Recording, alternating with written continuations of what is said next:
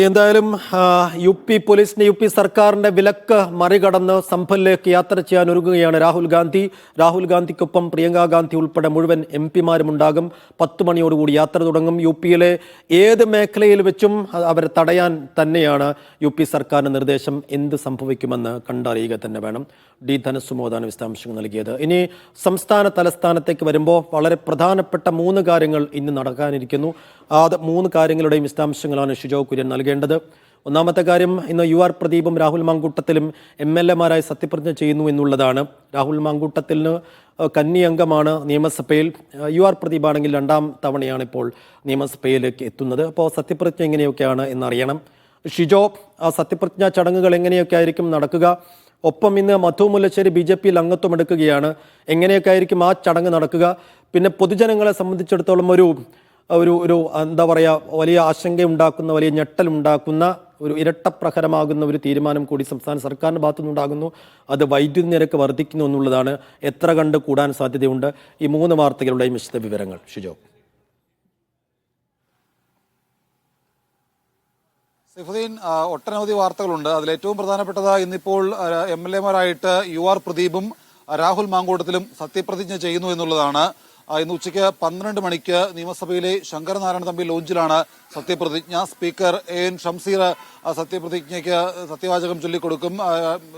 രണ്ടുപേരുടെയും സത്യപ്രതിജ്ഞയ്ക്ക് പ്രധാനപ്പെട്ട നേതാക്കളും 2 പേരുടെ കുടുംബാംഗങ്ങളും നിയമസഭയിലേക്ക് എത്തുകയും ചെയ്യും. അപ്പോൾ എല്ലാ നേതാക്കളും ഇന്നലെ തന്നെ ഇവിടേക്ക് വരികയും ചെയ്തിരുന്നു. വി.ഡി. സതീശനും മറ്റ് കോൺഗ്രസിന്റെ പ്രധാനപ്പെട്ട മറ്റ് നേതാക്കൾ എല്ലാവരും തന്നെ ഇന്നലെ വൈകിട്ടോട് തന്നെ തിരുവനന്തപുരത്തേക്ക് എത്തിയിരുന്നു. ഉച്ചയ്ക്ക് 12 മണിക്കാണ് 2 പേരുടെയും സത്യപ്രതിജ്ഞ. യു.ആർ. പ്രദീപിന്റെയും രാഹുൽ മാങ്കൂട്ടത്തിന്റെയും സത്യപ്രതിജ്ഞ ഉച്ചയ്ക്ക് 12 മണിക്ക് നടക്കും. അതിനുശേഷം ഇവർ എം.എൽ.എമാരായിട്ട് നിയമസഭയിൽ എത്തുക അടുത്ത വർഷം ജനുവരിയിൽ നടക്കാൻ പോകുന്ന ബജറ്റ് സമ്മേളനത്തിലായിരിക്കും. ബജറ്റുമായി ബന്ധപ്പെട്ടുള്ള നിയമസഭാ സമ്മേളനത്തിലായിരിക്കും എം.എൽ.എമാരായിട്ട് യു.ആർ. പ്രദീപും രാഹുൽ മാങ്കൂട്ടത്തിലും നിയമസഭയിലേക്ക് എത്തുക. എന്തായാലും സത്യപ്രതിജ്ഞ ചടങ്ങ് ഉച്ചയ്ക്ക് 12 മണിക്ക് നിയമസഭയിൽ നടക്കും. മറ്റൊരു പ്രധാനപ്പെട്ട വാർത്ത എന്ന് പറയുന്നത്, മധു മുല്ലശ്ശേരി ഇന്ന് ബി.ജെ.പിയിൽ അംഗത്വം എടുക്കുകയാണ്.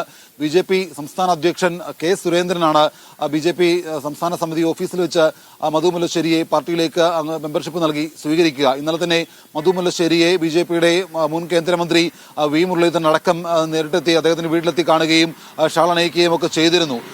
കേന്ദ്രമന്ത്രി സുരേഷ് ഗോപി അടക്കം അവിടെ എത്തി മധു മുല്ലശ്ശേരിയെ കാണുകയും ഒക്കെ ചെയ്തതാണ്. നമുക്കറിയാം, മംഗലപുരം ഏരിയ സെക്രട്ടറി ആയിട്ട് 2 തവണ പ്രവർത്തിച്ച ആളാണ് മധു മുല്ലശ്ശേരി. 3ാം തവണയും മത്സരിക്കാനുള്ള തീരുമാനമുണ്ടായിരുന്നു. തന്നെ 3ാം തവണയും ഏരിയ സെക്രട്ടറി ആക്കാത്തതിൽ പ്രതിഷേധിച്ചുകൊണ്ടൊക്കെയാണ് മധു മുല്ലശ്ശേരി CPM വിട്ട് ഇറങ്ങി ബി.ജെ.പിയിലേക്ക് ചേർന്നത്. അപ്പോൾ മധു മുല്ലശ്ശേരിയും മധു മുല്ലശ്ശേരിയുടെ കുടുംബവും അടക്കമുള്ള ആളുകൾ, മധു മുല്ലശ്ശേരിയുടെ മകൻ ഡിവൈഎഫ്ഐയുടെ സജീവ പ്രവർത്തകനായിരുന്നു മധു മുല്ലശ്ശേരി, മധു മുല്ലശ്ശേരിയുടെ മകൻ, അതുപോലെ മകളടക്കമുള്ളവർ ഇപ്പോൾ CPM വിട്ട് ബി.ജെ.പിയിലേക്ക് ചേരുകയാണ്. ഉച്ചയ്ക്ക് രാവിലെ 10:30ക്കാണ് കെ സുരേന്ദ്രൻ എന്ന മധു മുല്ലശ്ശേരി ബി.ജെ.പി അംഗത്വമെടുക്കുക. മറ്റൊരു പ്രധാനപ്പെട്ട വാർത്ത എന്ന് പറയുന്നത് KSEBിയുടെ നിരക്ക് വർധനയാണ്. നിരക്ക് വർധന പ്രാബല്യത്തിൽ വരുന്ന കാര്യത്തെക്കുറിച്ച് ഇന്നിപ്പോൾ KSEBിയുടെ റെഗുലേറ്ററി കമ്മീഷൻ ഇന്ന് അന്തിമമായിട്ടുള്ള പ്രഖ്യാപനം നടത്തും. ഗാർഹിക ഉപഭോഗത്തിന് 39 പൈസ വരെ കൂട്ടണം എന്നുള്ളതാണ് ആവശ്യം.